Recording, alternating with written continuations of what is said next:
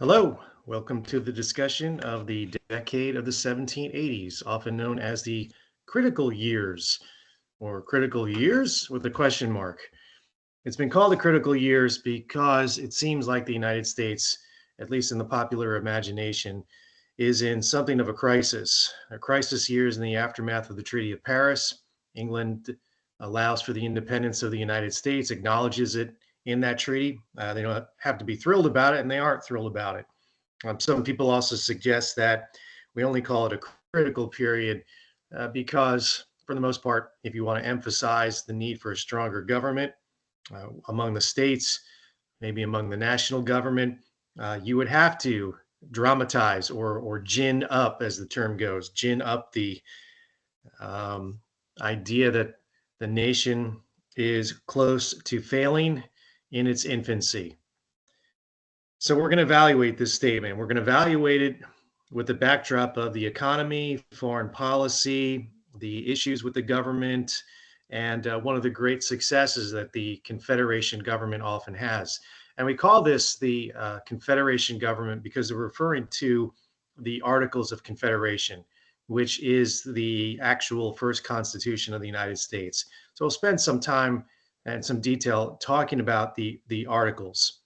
But we're also mostly today going to focus on how the Articles didn't seem to be up to the task of dealing with the numerous issues in front of the United States. So as we go along, I am going to be using the share screen. And again, it's going to be a little bit possibly wonky, as the word is, but certainly we're going to have to use some notes, and we're going to also go back and forth with the PowerPoint because a lot of this is going to be visual. We're going to be using maps. We're going to be considering the idea that there are two European nations.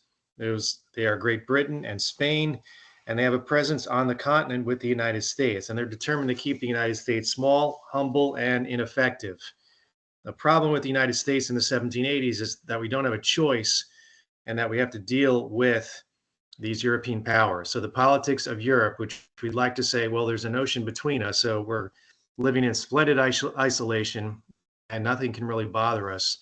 That's not really true, as we're going to come to find out. So independence may have been granted and acknowledged by Great Britain in the United States, but they're not going to make it easy on the nation, and either are the other rivals and other nations in the family of nations around the world.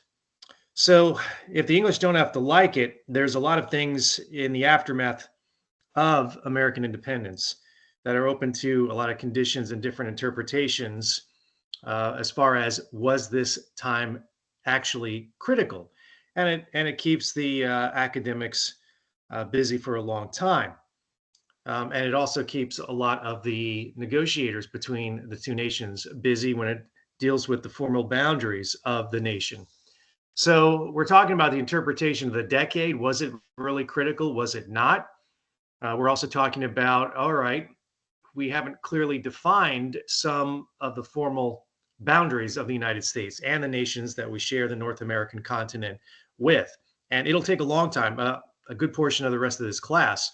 We're going well into the 1820s and beyond because we don't reach a level of a continental nation until well into the 1850s.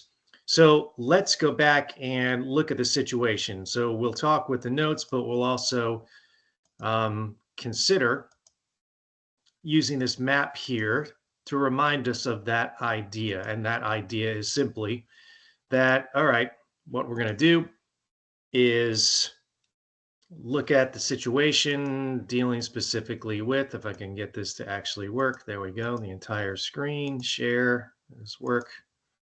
Let me see. Share. All right. There we go. So the United States is in green, extending to the Mississippi River, but there are areas on the continent that are still occupied by rivals to the United States. England continues to maintain forts in the Great Lakes area. So you see those forts that are marked with the red blocks, some of them very significant. Fort Detroit, the old French trading post, Fort Niagara, Oswego. So these are going to continue, kind of control the interior areas between the United States and British North America or Canada, whatever you'd like to call it. This was the battleground of the French and Indian War. And in the aftermath, those forts all went over to Great Britain. Some of them were, of course, under the possession of the French, but France is gone from the continent in 1763. So Great Britain decides we're going to maintain those forts. And from there, we can arm and incite the Native American groups who live in the American Northwest. By that, we're going to refer to the region just south of the Great Lakes. Uh, by that, it meant essentially the area that was north and west of the Ohio River. You can see along here if this arrow actually translated into the meaning. The major artery that connects the Mississippi River is that northern boundary of Kentucky. That is the Ohio River. So essentially everything in the north and west of the Ohio River is called the Northwest Territory. Now, how that's going to be organized is another one of the issues of the 1780s and something that the Congress essentially does a fairly good job. So obviously in diplomatic circles, the United States says, all right, what we'd like you to do, England, by the promises of the treaty is to remove your soldiers from the Northwest. And the United States is greeted with the response from Great Britain, sure, just as soon as you pay your public and private debts from the previous decades. The Americans worked as kind of a debtor nation, and England was a creditor nation. And so we operated with what we would today call kind of a trade imbalance. And that trade imbalance was perfect for Great Britain. It kind of kept us in a secondary status as colonies, and those debts were still the English expected to be honored. Congress and the states were in no shape to do anything about it. Congress can't raise any money. It's very difficult to come up with some type of revenue stream, as we're going to find out. So, at the national level, how would Congress be able to pay off those debts? Well, they can't.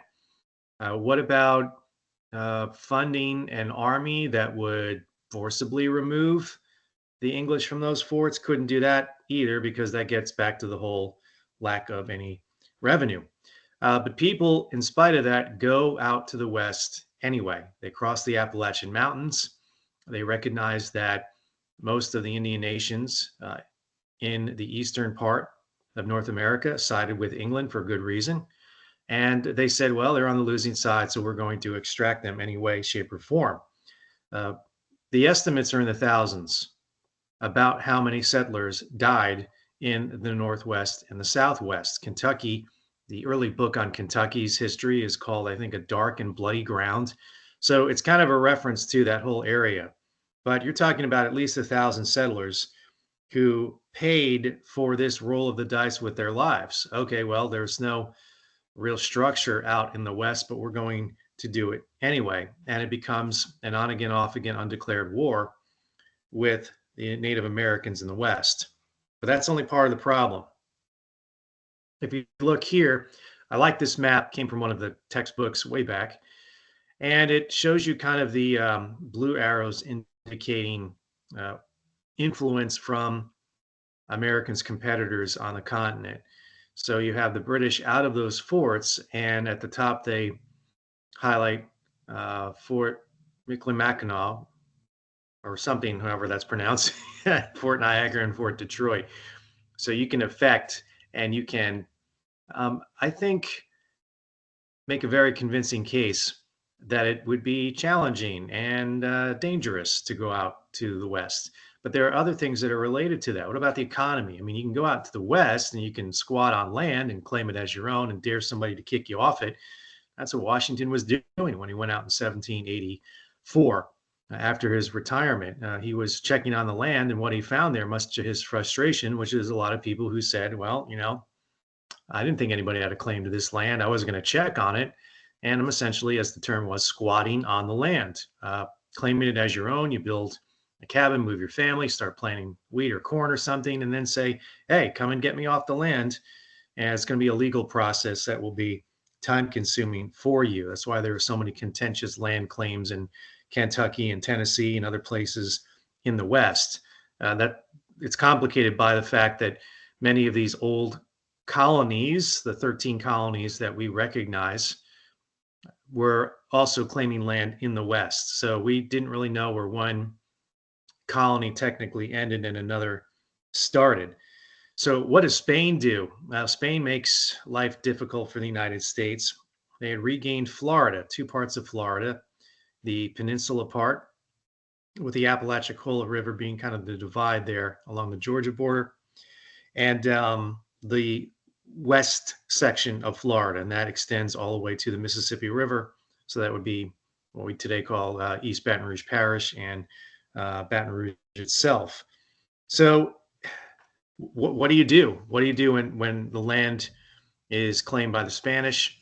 There is an area in contention. You can see above New Orleans, there's a disputed section of what effectively makes up areas of Georgia, Alabama, and Mississippi. Those were not formalized as territories for quite a while. But Congress has, maybe wishful thinking, the idea that they're going to keep open American access to the Mississippi River and then figure out through negotiation a formal border. And Spain makes that negotiation even more important in 1784. Spain closes the lower part of the Mississippi River and keeps American access out of New Orleans. So that effectively, if you're talking about, and this map shows better than the other one, what you're seeing here is the Ohio River is the means by which Americans would take their products, connect with the Mississippi. And because the rivers and the waters and the lakes and the oceans are the highways of travel and commerce, if you're shut out of the lower Mississippi River, you can't get your products down in Natchez, you can't get them down in New Orleans because they're in Spanish territory. And the Spanish do this because very simply they can. And the US can't really do anything about it. We're squabbling over the boundary, the southern half of Alabama and Mississippi. That's all in question. The Spanish had helped us mostly during the Revolution to take a shot at the English, but their interests are their own. It made sense to weaken England by aiding this infant United States during the Revolution. But when the Revolution became a reality and independence happened, and it was acknowledged in the courts around the world, they didn't have to make it easy for the United States. So that's why we call it kind of a containment policy with Great Britain and the Spanish. So, okay, there's disputed territory, but this all kind of pales in comparison when we're dealing with access to the river. It's all within Spanish territory. And what you would do if you were settlers, think twice. Not only are the Spanish, and you can see that out of St. Louis, right there on the western side of the Mississippi River. So their sphere of influence, as we might call it, is pretty significant. So if you were thinking about traveling into the Ohio River area, into land in what's now Alabama, Mississippi, Ohio, Kentucky, Tennessee, you had a couple of important factors to consider. If the river is closed, you can't take your product out into the open markets, and it's going to force you to live a life of subsistence farming, where all you do is just kind of make and produce for you and your family, maybe trade a little bit with your neighbors. It really gives you a pretty grim future when you think about it. The other part is if you have access to that river, you're going to be able to reach a number of different economic opportunities in different markets, the Caribbean, Europe, the Eastern United States. And you're thinking, well, just, travel east from Kentucky to Virginia. Well, there weren't any roads. They were all terrible. And there were kind of a few scattered post roads. You had the Natchez Trace in the American Southwest, but that was disputed territory as well. So it made it all kind of unsafe. So what the Spanish are trying to do is detach this area. We're going to get into some detail about that as we talk about the weaknesses of the government. If the English and the Spanish can switch the loyalty of Americans and have the Americans pledge allegiance to the Spanish or the English because the Americans are so frustrated their own government can't do anything, maybe they'll do it. And so with that in mind, the United States decided to negotiate. So we'll go back to the notes here, talk a little bit about the efforts of this gentleman. This is John Jay.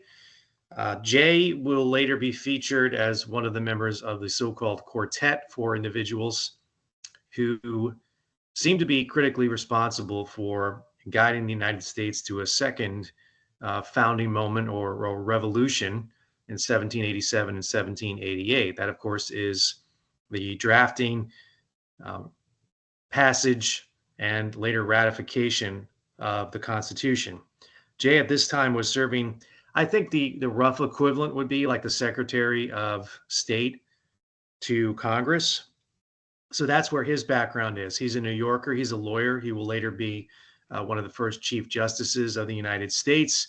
So very critical, but someone who folks don't know a lot about. So they work out some kind of deal.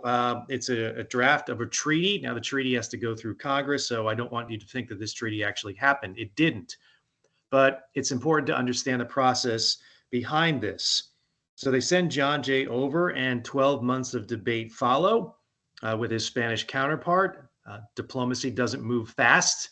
Nothing moves fast in the 18th century. So they negotiate.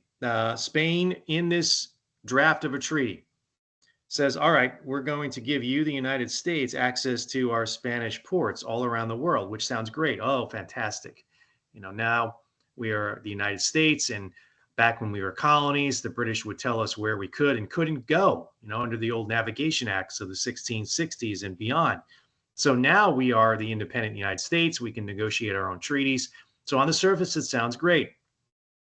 American products will now have let's go, what would you call it? Free trade, maybe even a most favored nation status, and just open to Spanish ports. And the Spanish Empire is fairly extensive around the world.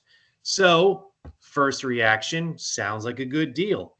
The other part of this agreement with Jay's Spanish counterpart is that the United States has to renounce any kind of interest in navigation of the Mississippi River for 20 years. And that's when the wah, wah, wah music kind of plays. That's the deal. It's take it or leave it. And it divides the nation. It divides the United States when this deal is proposed. The North loves it. It will recoup some of the trade losses that are happening as a result of the end of the American Revolution and British policies making our life very difficult in trade. The South hates it because it will keep them in something of a second-class status. They're not going to be able to grow. And the vote of this in the Congress goes along sectional lines. Now, in the Articles of Confederation, you need 9 of the states. And at this point, there are still 13 to pass such a measure. And it never gets the 9. It gets 7, so it gets pretty close. And the number isn't critical for you to know, but a lot of the folks in the South are like, oh, you all in the North would vote for this? That doesn't seem to make a lot of sense.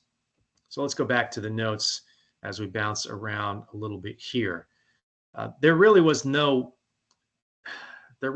chance that, in fact, the Spanish were going to reestablish themselves in North America. But once again, I think they really wanted to make life for the United States really difficult. Okay, as we get that up and set the notes there. The value of Louisiana isn't a lot as far as what they get out of it. The value of Florida isn't a lot. But I think to the Spanish, they recognize it's a lot of unbroken wilderness. There's some settlements. There are few and far between. And they're mostly around some areas around and some folks that live along the coast, Pensacola, Mobile, on the Gulf, on the Atlantic coast. The Spanish had established San Augustine, near current day Jacksonville, Florida, New Orleans, Natchez, and the lower areas of Louisiana. And up to the north on the extensions of the Mississippi River, you had Cape Girardeau and St. Louis. So these are old French posts that became Spanish in the aftermath of the French and Indian War. And for the most part, this area is something of an economic backwater. And it always cost the nation of France more money to run these things than anything they got out of it. There's no really major um, cash crop or industry out of either Florida or areas near Missouri, or especially in Louisiana. There's no silver mines, there's no gold, there's no precious metals, plantations, and cash crops. Not yet. That would happen a little bit later on. So there's modest wealth in the area. So why would the Spanish hold on to it? It looks impressive on paper, but beyond that, most of the western areas of North America that the Spanish have control of, um, there aren't any settlements, at least in the Louisiana territory, above Natchitoches, St. Charles, a little bit further west on the Missouri River. So on paper, looks impressive. In reality, scattered settlements, few Spanish subjects, few people of French ancestry went any further. When it doesn't make any sense to be out there in the middle of nowhere. And those that are scattered, those that are living in that area, trade furs with the Indians that live there. The only wealth that's possible is the interior, and that's occupied by still a strong force of Native Americans. So what you want to do if you are trying to hold on to Florida and Louisiana and you are the Spanish is to contain and frustrate the American very restless population. This idea that, well, no, we know it's not worth anything, but we'll keep it. We'll keep our control of those areas just to keep the Americans out. So that's the overall plan. From the British and the Spanish, look, we're not going to give another inch of the territory in North America. If they could, so that's their best case scenario. Even better would be that we can detach some of the allegiances of the Americans who are moving out west and recognizing how frustrated they are, these Americans, that their government can't do anything. And if the Americans are frustrated, they're going to, the English and the Spanish, win the allegiance of those Americans. So what this also does in the larger picture, and we like to connect and we like to look at the origins of, sectional controversies in the United States, north, south, southwest, east, west, so on and so forth. It starts here. If you want to begin any kind of sectional controversy, you can start it with Jay's negotiations. This vote that did not, I want to repeat that, did not approve Jay's treaty, his 1785 treaty, is voted along sectional lines. And that's what frustrates the South. All the northern states voted for it. All the southern states voted against it. This is, for the South, a very clear example of the North trying to stifle and minimize their influence, try to remind everyone or suggest that New England and New England alone should be dominant in trade and commerce. And then the Northern debate, those who are supporting ratification of this treaty, say, look, I don't know what your problem is, Southerners. You're going to get access to Spanish ports. And they don't, obviously, you won't get access to the lower Mississippi River or New Orleans, but you'll be able to open up and use places around the Spanish controlled areas of the world. That would be the Caribbean. That would be South America. That would be in Europe as well. But that's not enough, because if you're moving out west and you can't use those rivers, you can't get your stuff out of the country anyway.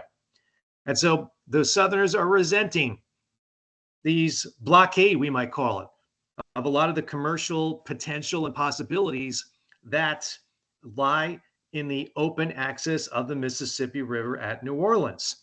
So it's great. In New England, we get to export fish and rum and other products and timber.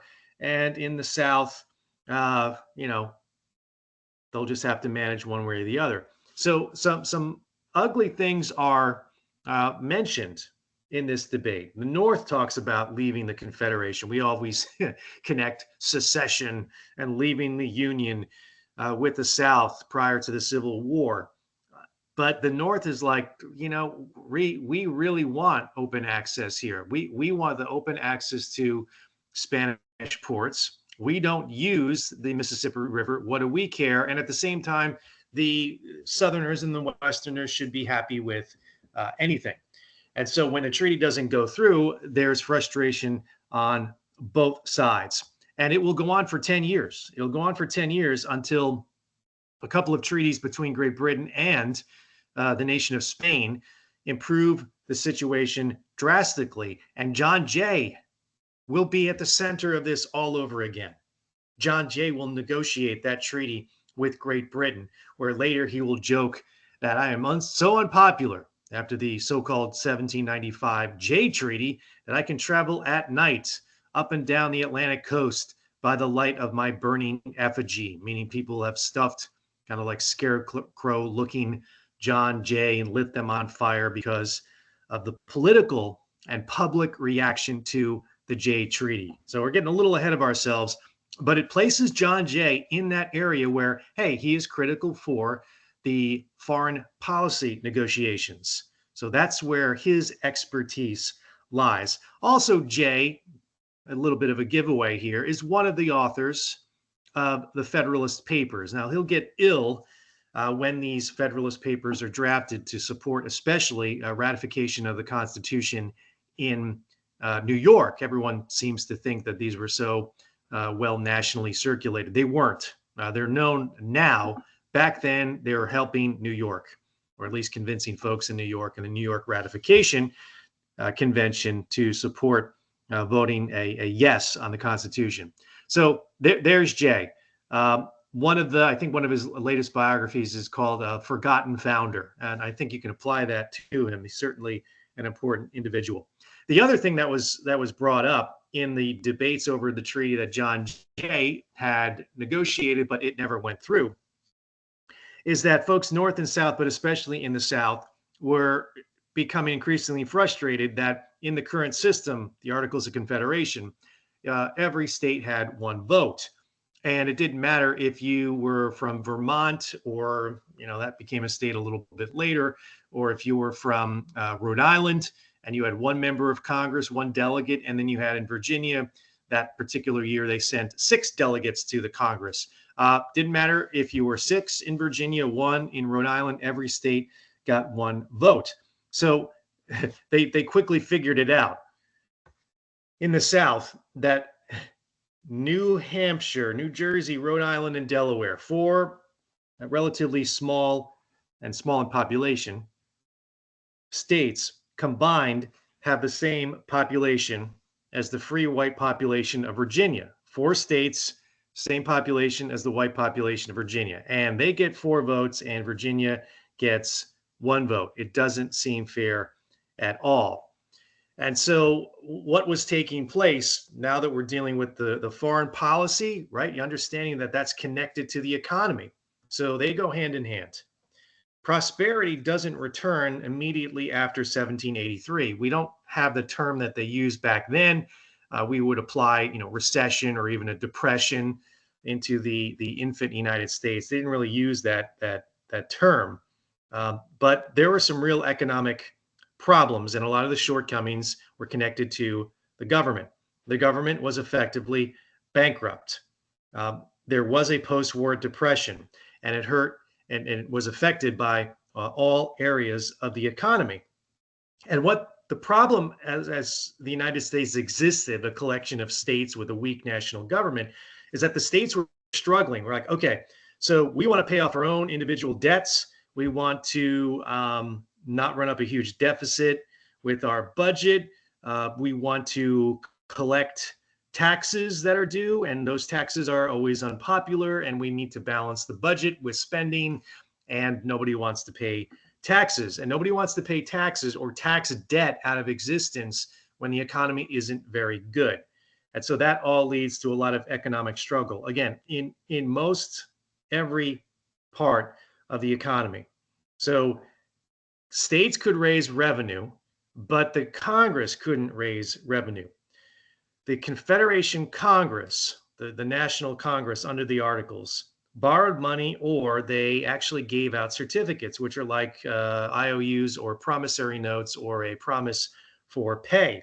They printed $250 million in currency But that currency is only backed by good faith.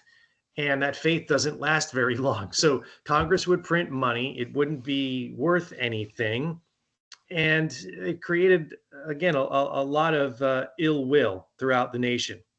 So this is why you get a vocal and very articulate group of individuals who are going to think about um, giving the national government, or at least in an area of revenue. If we can't find agreement about the fact that this government is purposefully weak, what we're going to need to do is at least find a way by some kind of amendment to the articles, or some are talking about having a meeting among different states, or maybe even in Congress, changing the articles itself. And so that's why you get a group of these folks. In some circles, they'll be called the nationalists because they favor a stronger national government, or at least giving the national government more power. Who are these folks? Well, a lot of them are members of Congress who had served and just absolutely were frustrated at what was taking place. There were some former Army officers who you didn't have to tell them that Congress was weak because Congress couldn't pay the Army. You had a lot of creditors, and that brings up the idea that the stronger government would help this founding generation get wealthier. That's kind of something of a more cynical attitude, but we have to throw it out there as a possible scenario and a possible motivation for this group. So they begin to organize around 1780. 1780 is considered the make or break year for the American Rebellion. A lot all seemed lost. A lot was lost because that year Congress stopped paying the Army. They stopped paying the interest on the debt. Inflation was soaring. So you needed piles of that printed continental money that wasn't worth anything, and you couldn't buy anything with it. And you got to a point where members of Congress were like, I know we can't feed the Army or pay the Army, but they do have a uniform and a tent, so maybe the basic essentials of life will be good enough.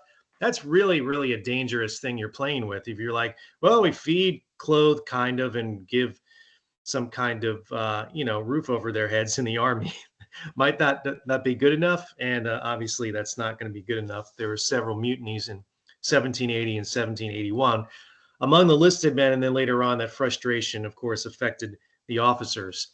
So who are the people who are leading this movement to kind of give Congress or invest it with more power? One we're going to feature and one we're going to talk about is someone named Robert Morris. So Robert Morris, who we'll put up here as we discuss him, a lot of the things that, once again, you might recognize with Robert Morris as far as some of his ideas. What are the ideas of Robert Morris? They look and sound somewhat like maybe ideas that Alexander Hamilton would have later on as Secretary of the Treasury. That's because Hamilton bases and is something of a pupil under Robert Morris. So there he is.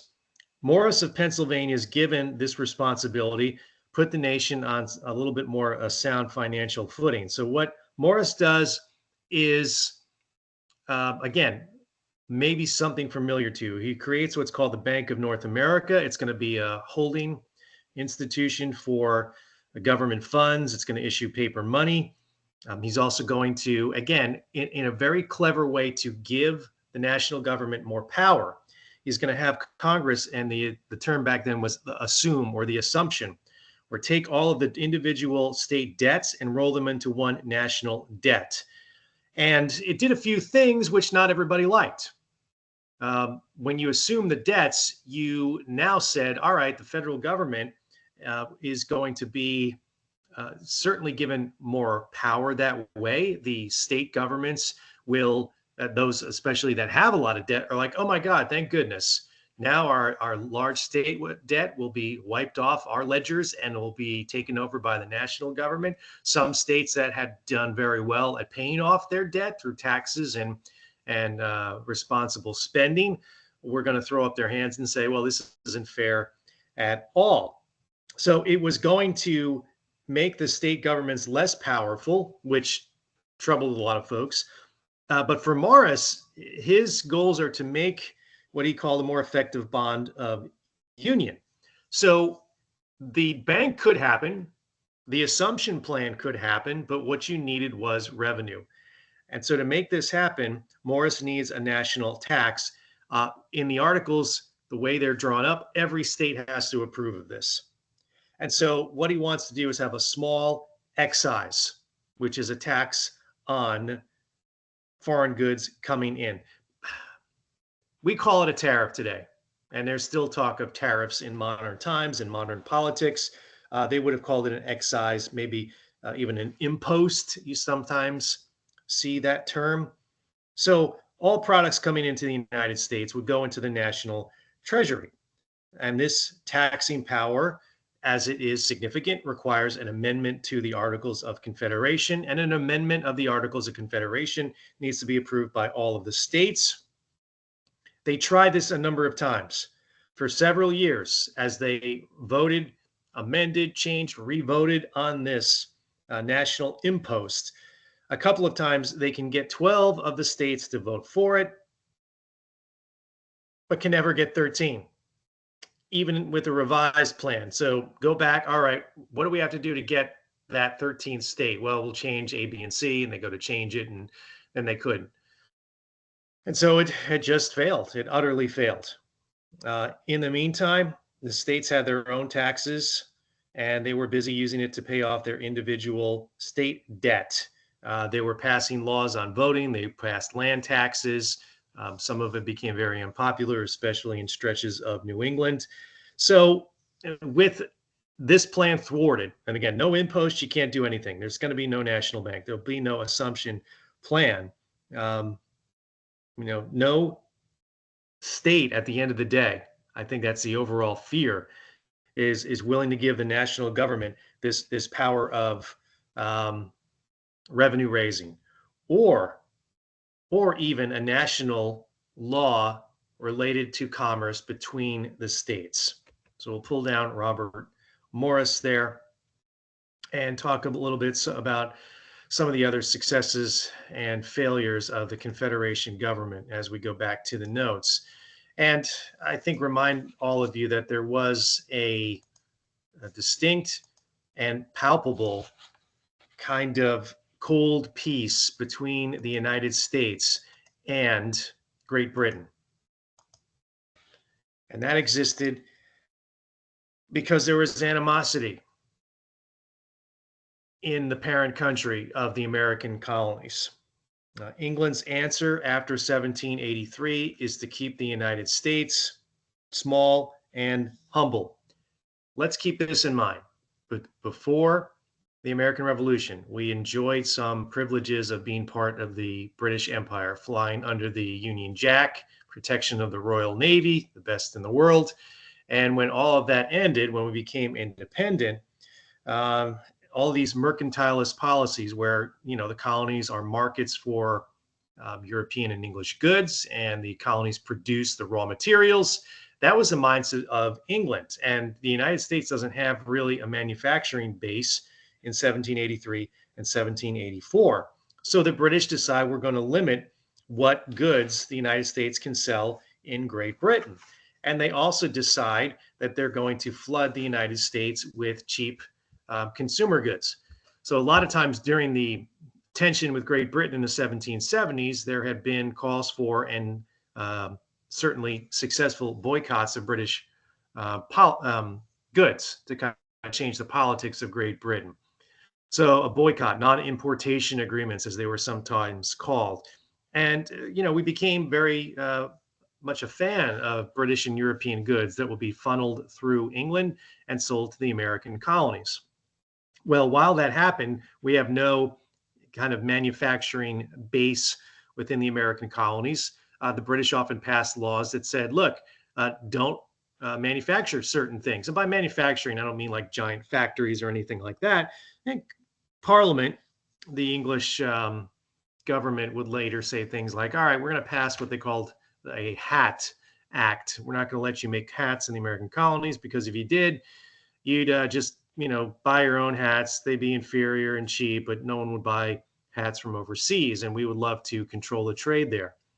So that in and of itself is difficult. You can, um, in a nation that was economically struggling, in a nation that could not raise revenue, where the government was weak, England starts to say, "All right, now you're independent, rah rah rah. That's great. We don't have to like it, but we're going to start sending in a lot of the consumer goods that you loved to purchase in the 1750s, 60s, and 70s and beyond." And to make it difficult for you to pay for those things, we're going to close, you, the United States, American access to the British West Indies. Now, that had been a long established relationship. This goes back to the Puritans in Massachusetts, the Congregationalists, and the other English settlers who made their way into that part of the world and would trade with the British West Indies. So you had your English cousins there in Barbados and Jamaica, and you were trading for wood and salted fish to feed servants and slaves. And lumber would go down there, and other items. And that what would come back from the British West Indies is, of course, molasses. And in New England, they would turn it into rum. And so not only do you close access there, the English impose trade sanctions. If we want to impose trade sanctions to get a country to change its ways, we do that in modern times. The English basically said, look, we don't want you to sell certain products in the English nation, America, or to English colonies around the world. And all of those goods that we do let you sell, we can only let them be moved around the world in English ships. It's a process. It used to be called the carrying trade, because we'd carry British goods in usually American colonial ships. So again, all of that hurt. And to buy those goods that the Americans had wanted and had done without during the American Revolution, the English said, much like we did before the war, when you were our colonies, we will extend generous credit terms so that these individual debt would build all over again. So it affects the different layers of society. Farmers and artisans in the interior, they're getting trade deficits. There are generous credit terms. And then the English were really sucker punching the Americans and saying, well, that's fine for a short amount of time, but what we'd like is all those consumer goods that you buy, we want them to be purchased with hard currency, with silver or gold. And that was going to draw all of the silver of gold and the gold out of the United States. There was very little in the 1780s. So it creates a snowball effect. The prices of products, American products, begin to drop. There's no market for them in the English overseas trading areas. Wages collapse. And so a lot of the folks who produce small scale items that the British also sell in the Americas and undersell the American version of the product begin to ask for tariffs. And the government can't pass any. So you've got debt, you've got a double whammy of paying taxes, you have foreclosures on land, you have no markets for what you're actually producing, and Congress can't raise any money. They can't pay the soldiers going back several years. They promised them land, and they can't pay their own debts. They can't pay national debts. And so the British kind of sneer at the US and say, that's too bad. They kind of love it, of course. And we're going to keep the soldiers right there like a loaded gun pointing at the American Northwest until you pay your pre-war debts. And Congress has no power to relate that commerce between the states. And so the English deal with the states individually. Now, we now assume that Congress regulates commerce. Back then, that was not the case. The English, what they would do very cleverly is they would send their goods, because there was no national method for an impost or tariff. So the states would raise their own tariff. You come into Pennsylvania, into New Jersey, into Massachusetts, into New York, into Charleston, South Carolina, and there would be import duties based on the individual state. So the English would say, all right, we'll find where the duties are the lowest, and then we'll just offload our things into other areas where the duties might be higher. So we'll take goods bound for South Carolina, unload them in North Carolina, and it's a very effective way to get around the markups Americans at the state level would try to charge. So if the American ships are now also conversely barred from English ports, the New England economy was suffering. So this argument. This is the argument that times are really bad, and other people are saying, "Well, yeah, but this is kind of what we expect. These are growing pains in the aftermath of independence." The Middle states, again, were also affected. They did a little bit better than New England. Um, and these other very crafty American sailors and merchantmen are thinking to themselves, all right, the English used to tell us where we couldn't sail. Now they can't anymore. So we can find other markets in different parts of the world. And that will take time. Uh, you take a risk going to a Spanish, French, or port somewhere around the world. But since the British now can't tell you, hey, stay out of that part of the world, now you can. The other very basic problem is especially connected to the South. In the aftermath of the Revolution, about 10% of the South's slaves, these are measured in the thousands, are gone because the British had been the real magnet for runaways. If you wanted to get freedom, that's the classic line about the American Revolution. If you were an enslaved individual, the way to get freedom was to make your way towards the British and not the Patriot lines during this conflict.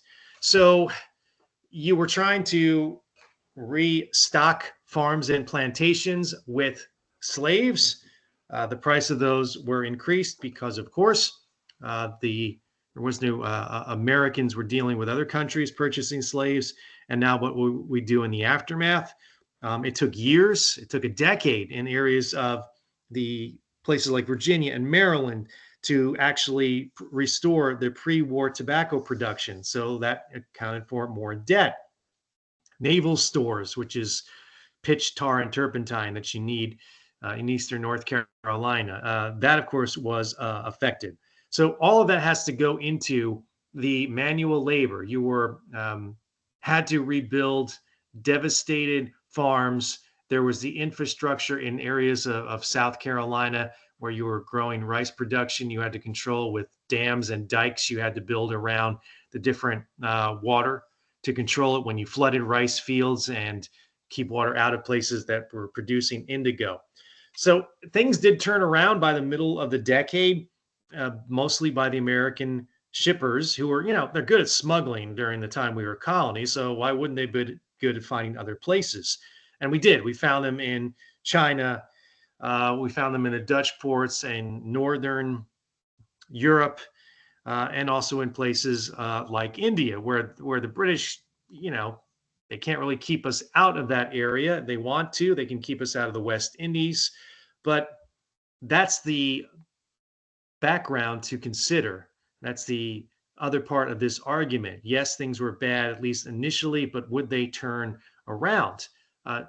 You would get the ability to purchase more slaves. There was a real demand for American plantation crops. There was a demand for the Americans to be consumers of British goods. So there would be some adjustment there, but everyone who said, yeah, the adjustment's fine, but in the meantime, we're struggling. And a lot of the struggle we're going through is due and connected directly with the United States national government. Each state deals with the challenges in their own way. I want to emphasize there's no national policy when we're talking about from the top down. So the Northeast tried tariffs on their own, and they were raising money that way to protect some of their infant industries. So the shippers in other parts of New England and the North would just go to a state with very little tariff. Merchants would then move their product overland as an alternative, but there weren't any really good roads. And this demonstrates to individuals in the merchant business at the state level, at the national level, that we probably need a stronger policy from the central government. John Adams said it best. The means of preserving ourselves will never be secured entirely until Congress shall be made supreme in foreign commerce and shall have digested a plan for all of the states, unquote. Congress shall be made supreme in foreign commerce. That's John Adams's argument. There is no uniform system. Congress is too weak to control it. Congress can't even muster the votes, a unanimous vote, to show that there is support for some kind of change, a national impost. As a result, you get these crazy kind of laws among the individual states. Connecticut's always complaining that our goods crossing over state lines from Connecticut to New York are paying a very high duty. And they are paying a higher duty than goods that would come in from England into Connecticut. So why are these so out of whack? Higher duties on crossing a land border than coming across the Atlantic. It's just didn't make any sense. So we've beat up the Congress quite a bit in this discussion, but we also have to keep in mind that they did have some success. The greatest achievement of the Confederation government is the formation of a national land policy. The first thing that had to happen to create a national land policy, as we go back to the notes, is so critical to understand that before you instigate any kind of top-down policy from Congress, the first thing that has to happen is that Congress has to be given control over the land in the West. The states finally agree in 1781 to let Congress handle the matter of the claims that a lot of these Eastern states had over Western claims. Now, you may not be able to see all of these, but I just think several of them are hilarious. In an area that is now Wisconsin, claimed by Minnesota. I mean, all this area up here. You'll later hear things like, oh, it's claimed by Virginia. You've got a piece of what's now Ohio, a claim by Connecticut.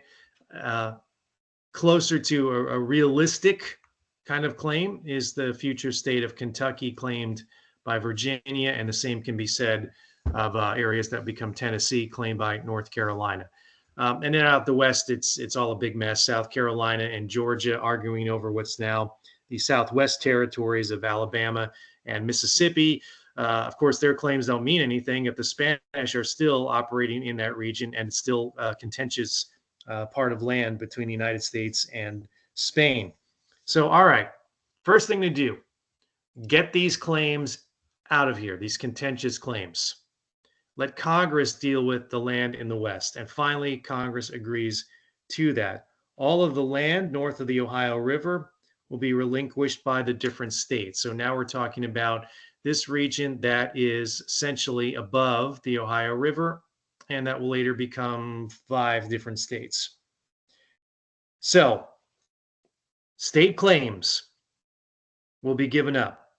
You'll set aside a small section to be given to veterans. That's the only thing Congress could promise at one point during the war, is that they would, allow the veterans to have some land if they lived and moved out that way. So, all right, step 1, great, we did it. Now, step 2, organizing how the process of maybe admitting new land would work. Jefferson draws up this plan. You would survey the land, you would sell it, and you would make some money. It would become another revenue for the United States national government. The first thing you did was in the form of, and this is all in the notes, the Land Ordinance of 1785, which basically follows the old New England system of the township settlement. And it sold the land in the West for $1 an acre. $1 an acre, the Land Act. This map illustrates the best kind of depiction of not only the sale of land, but how it's going to be politically organized. So everything you see there above Kentucky, that's the Northwest Territory. And there would be laws, that connect that to process of being admitted into the Union. All right, so you go out and you buy land for $1 an acre. You have to buy 640 acres, also known as 1 square mile, and this would be an orderly process. This was going to be, again, applied to the area above Kentucky. Kentucky, Tennessee were a free-for-all. That's the most accurate way. There was no Land Act that applied to those southern states and any orderly process. Um, and they recognized that. The Congress was reacting to the mad, disorganized scramble for land in those regions in western counties of Virginia and North Carolina, later to be two separate states in the 1790s. So after that, and you had to pay you had to pay for hard currency, all that money. So not a lot of people could buy it. The idea was speculators would buy it. It would provide cash for the national government, $640 at a time, and then it would be divided up as kind of a township grid for future settlers. So the Land Act went through, and Jefferson had some very elaborate, Latin names for these future states that happened out in the West that never really materialized. They became place names and sometimes um, Native American words for that region. All right, so you let Congress step back and say, we're going to let, Congress is going to take that over from the states. No, step one. Step two, sell the land, make some money. Step three, how do you bring in this territory because it's new? That is spelled out in what's called the 1787 Northwest Ordinance. It was going to divide the area between 3 and 5 states. Jefferson wanted smaller states. He saw the West as the future, as a lot of people did. Jefferson thought 14 states would be pretty much appropriate. So the Northwest Ordinance begins the process from going from a wilderness to statehood. What takes place is that Congress would appoint a governor and judges, a group of judges for a given territory. So let's use the first territory carved out of the Northwest territory that becomes a state. Let's use Ohio as an example. So Ohio would get a territorial governor, usually a military man, appointed by Congress. Judges, they would be promised the folks who live there. Religious toleration, meaning there would be no official faith sanctioned by the state. They would have some civil liberties that would be guaranteed. When the population reached 5,000, there would be a territorial legislature elected that would have some more powers to be given to the representative body. The numbers would grow some more. You would go from 5,000, and the most important threshold would be 60,000. When the population reached 60,000, you would summon in a territory a constitutional convention and then apply for statehood. That's how the Northwest Ordinance worked. And then it became a state on equal footing with the others. This is an innovation. This is a unique American innovation that goes into the Northwest Ordinance as we go back to the notes. Typically in the European model, what would happen is that you would say, all right, look, all of you are kind of in a, what's the probationary status would maybe be the way to do it. A probationary status where you're new, and so you're not going to give in all the same rights, privileges that the older established states have. But in this aftermath of the American Revolution, these new territories, which became states after Congress approved of the state constitution, would be on equal footing. So Ohio has the same status as Massachusetts, and Europe doesn't do it. I mean, Germany or France or England takes over a part of Central Europe, and they don't give all full citizenship rights to the people in this area. So they were promised legal rights. They were promised a territorial Bill of Rights and things that we assume as civil liberties.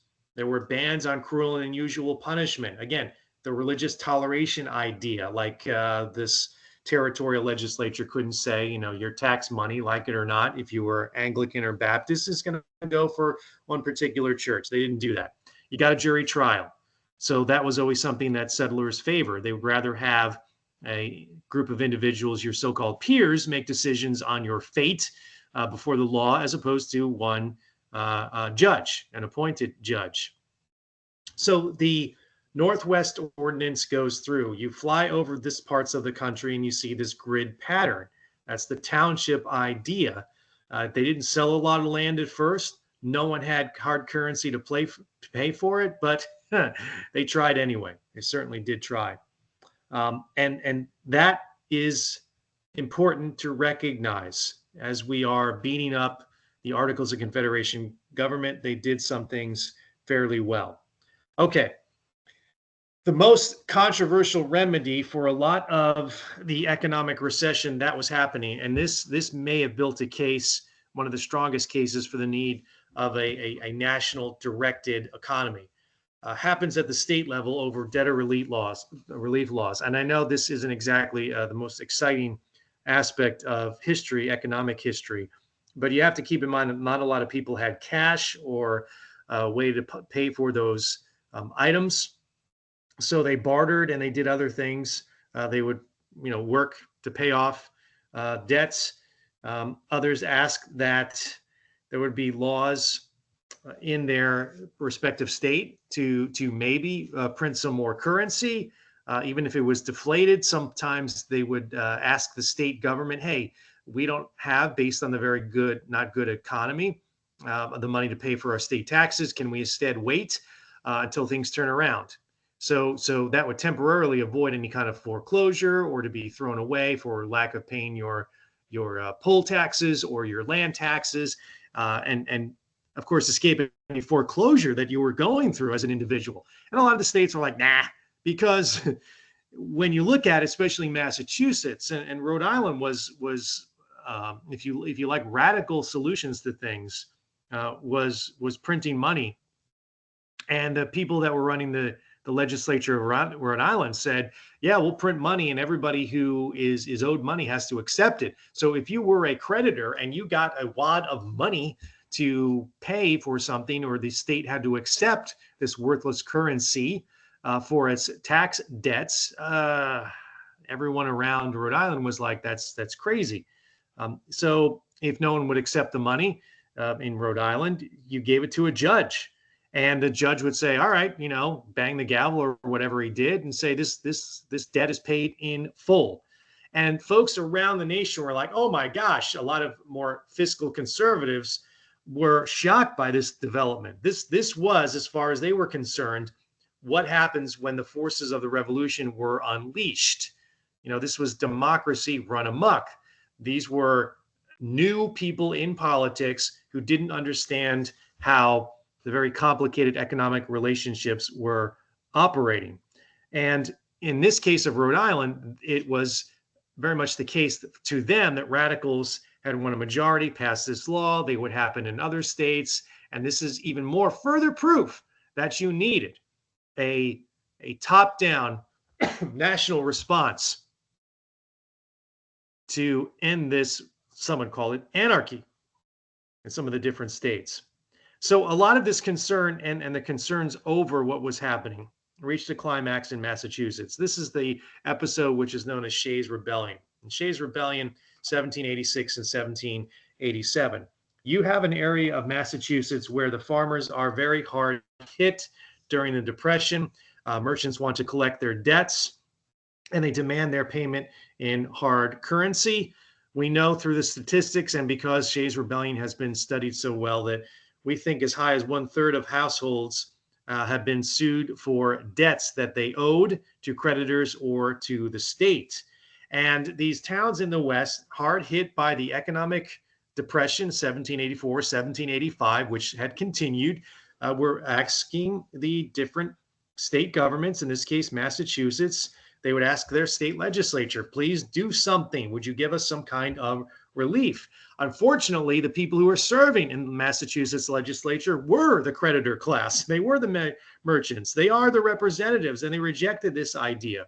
And so it led a lot of people to make a joke, because back then, if you were in debt and couldn't pay it, you had your property, land, things that you own foreclosed upon. The judge would supervise over an auction, and you would pay your debt by having these things sold at auction prices. And if that didn't meet your obligations, you were then thrown in jail, leading to this joke in Massachusetts that the only job you can get in that area was to become a carpenter so that you could help build more jails.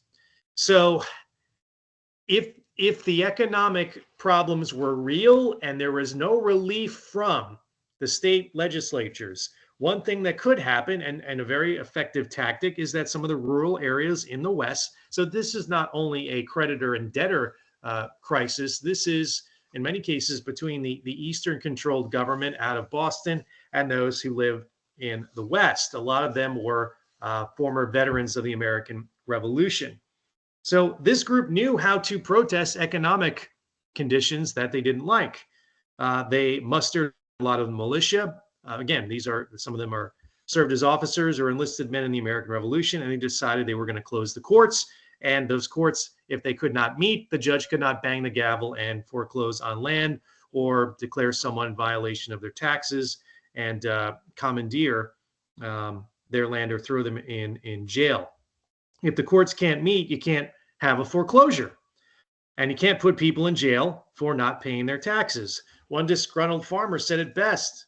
Here's this quote: "Whenever any encroachments are made either upon the liberties or properties of the people, if redress cannot be had without, it is virtue in them to disturb government," unquote. That sounds familiar. You don't have, and you attempt to get the remedy through the legislature, and it's not happening. They turn a blind eye to it. And so that's where we get Shays' Rebellion. Shays was a former officer in the American Revolution. He was the leader of one of the committees to try to rally the government in the legislature to pass these so-called stay laws. I think maybe it's a bit of a misnomer to simply call it Shays' Rebellion. And later on, it becomes something of a potential copycat protest in other states. There were similar discontented individuals who lived in every other New England state. Notice I didn't say Rhode Island, because Rhode Island, as far as a lot of people were concerned, had passed those crazy accepting any paper currency as a legit money. So the radicals were in charge of Rhode Island, according to a lot of folks. So what took place in 1786 and 1787 is that the militia, the official state militia. So now you have, Shays and Shays supporter raising forces. You also have the legislature. The legislature obviously has a vested interest in having those taxes collected. So each side kind of calls out their own forces, and they meet in January 1787 to crush the so-called Shays rebels. This is a dramatization of the Shays rebels trying to storm the state armory, which is where the weapons are kept, in Springfield, Massachusetts. The militia there is defeated. Shays supporters, many of them are arrested. 2 of them are actually hanged for committing crimes against the state. Many others are pardoned. Some flee the state, go somewhere else, disappear into the West. Others decide they will throw down their arms and take a oath of loyalty to the actual state. And again, people were in parts of the eastern section of Massachusetts in an outright panic. They were saying, "My God, they're trying to overthrow the government. They are very status is in jeopardy." Not really. They wanted economic relief. They wanted temporary relief that was not being addressed by the state government. And the irony of all of this is that the state economy of Massachusetts begins to turn around in 1788, but it gives those folks who are going back to Robert Morris and the group that we will call the quartet or the nationalists, the leaders, those 4 leaders we'll highlight in some more detail, real ammunition, because they had already attempted to try on a national level to maybe make some real effective change in the powers of the national government. So if you are creating a scenario where, oh my gosh, yes, this is a crisis, the country's going down the drain, and so quickly, if you need an incident to rally the troops and to dramatize the effect of the national situation, Shays' Rebellion is just perfect, a tailor-made crisis. Henry Knox is in Massachusetts observing this. He's Washington's former artillery commander during the Revolution, and he's observing this in horror, and he writes Washington. Washington is asking, because he's still kind of unofficially in the loop. He's hearing about some of the uh, violent reactions and the potential for, as I called it before, copycat Shays rebellions, and that's what all the nationalists are arguing. Oh, this is going to happen everywhere unless we act swiftly and put it down, which they did in Massachusetts. But Knox tells Washington the uprising, he says, quote, wrought prodigious changes in the minds of men respecting the powers of government. Everybody says they must be strengthened, and that unless this shall be effected, there is no security for liberty and property. It is time to clip the wings of a mad democracy. There is no security for liberty and property. Whose liberty and whose property, right? Time to clip the wings of a mad democracy. So there had been an attempt to actually affect change that had taken place the previous year in Annapolis, Maryland, but the Annapolis Convention was an utter failure. That leads those who are organizing it to say maybe we should attempt another meeting. Of course, we're referencing the Philadelphia Constitutional Convention in 1787. So that gives you some idea of what is happening around the nation by the middle to late 1780s. There also, and we'll allude to this in a future discussion, concerns maybe connected to Shays' Rebellion about what we might call the taming the democracy, which is part of the motivation of the movement to the 1787 Philadelphia Convention. A lot of people are saying that if we had really fought for a stronger national government, that's what this had all been about in the revolution, we would have just not had a revolution and stayed in the English system. So is that a real concern? Is the so-called democracy running amok one of the catalysts that lead to the Philadelphia meeting in 1787? We're going to evaluate that as we evaluate some of the other real concerns that the nationalists had during the years of 1786 and 1787. Talk in some detail about the actual Articles of Confederation, what it did and didn't do, and its outright limitations, even going so far as to talk about how difficult it was to actually pass that. So, okay, we're going to go ahead and finish up for now and continue talking about this somewhat tumultuous decade as we go forward with some more discussions.